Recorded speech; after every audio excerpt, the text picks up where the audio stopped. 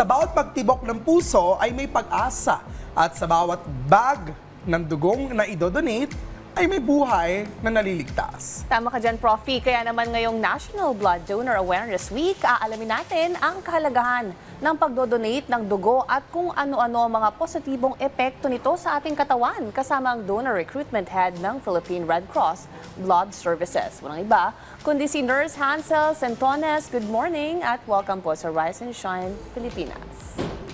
Good morning, Miss Ice and Sir Fifi. Thank you for having us po.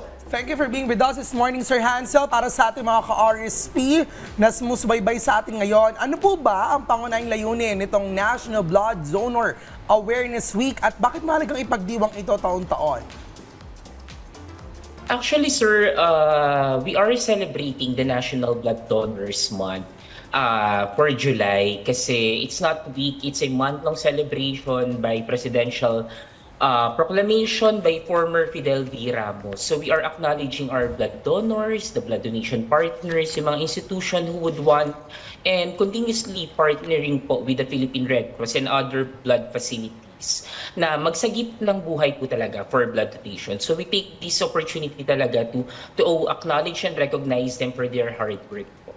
Ayun, so we'd like to clarify, hindi siya week, kundi month. Yes. Yes, Okay. it's a month-long celebration po with Presidential Proclamation 1021 by former President Fidel V. Ramos. Okay, thank you. Sa kasalukuyan po, sapat po ba ang supply ng dugo sa ating mga blood bank o patuloy pa rin ang pangangailangan para sa mga regular na blood donor?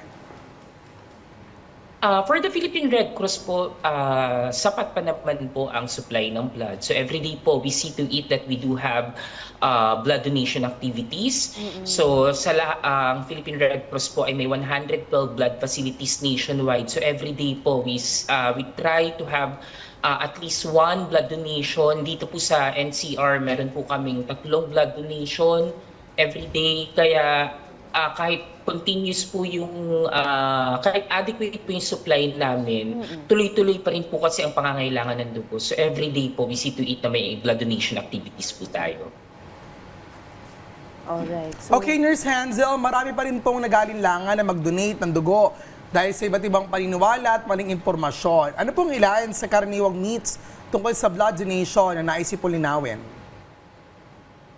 Actually, marami talagang misconception sa pagdating ng blood donation. So una po, bawal daw mag-donate ng dugo kapag may buwan ng dalaw sa ating mga babaeng donor. So hindi po ito totoo.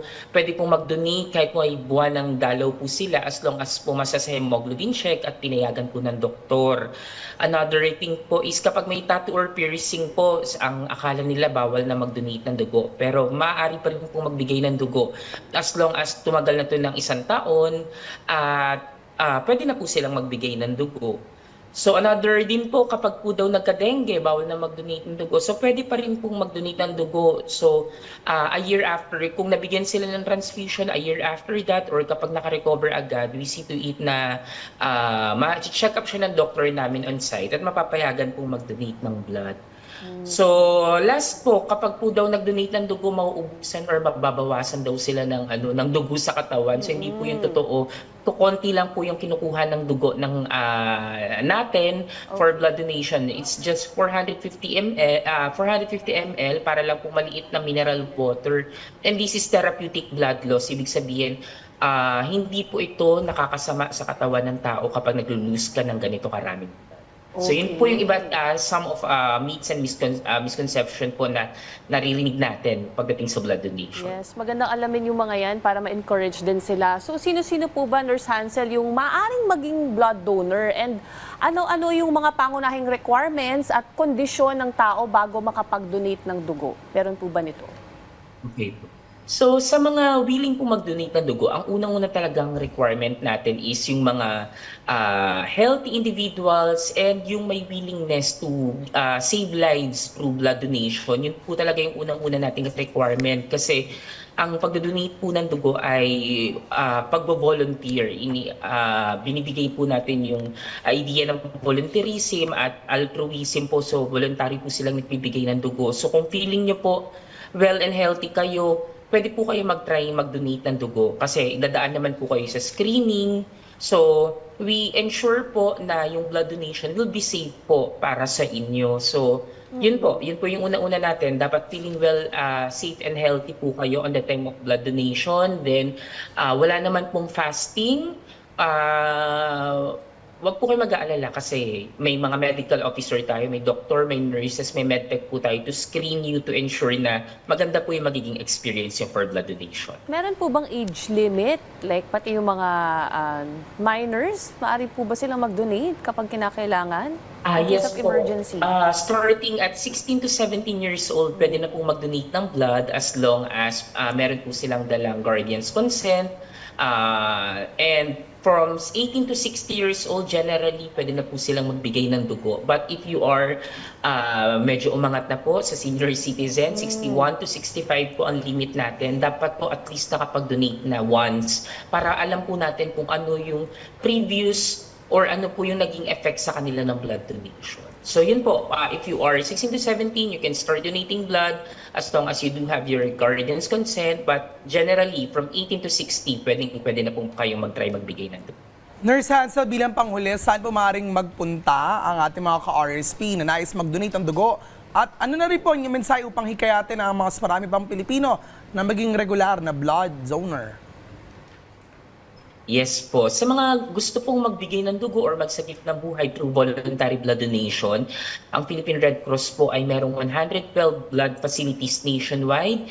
So pwede po kayong bumisita para malaman po yung mga schedule nila for blood donation. But here in NCR po, ang headquarters po namin sa National Blood Center in Manila, sa Port Area Manila po, and sa Mandaluyong are open po from Monday to Sunday, 8 a.m. to 5 p.m. Even holidays po open po kami. Pwede po kayo mag-try mag-walk-in, mag-donate ng dugo. Dala lang po kayo ng one valid ID. So kung may other questions po kayo or concerns na would like to clarify, you can call our hotline po at 143 or 1158 para po ma-check kung ma-check po kung ano po yung mga concerns na gusto nyong malaman pagdating sa pag-donate ng blood. So with this po, yun po, we are inviting po everyone to celebrate the National Blood Donors Month. This July, magbigay po tayo ng dugo kasi ito lang po yung effort natin. Hindi po kayo mag-shell out ng pera. Libre po ang pagbibigay ng dugo para makapagsagip po tayo ng maraming buhay. So every 3 months po, pwede pong magbigay ng dugo. Alright, maraming salamat po, Nurse Hansel, sa pagbibigay impormasyon tungkol sa kahalagahan ng pagdodonate ng dugo at naway marami sa ating mga ka-RSP ang simulan nito. Thank you, sir.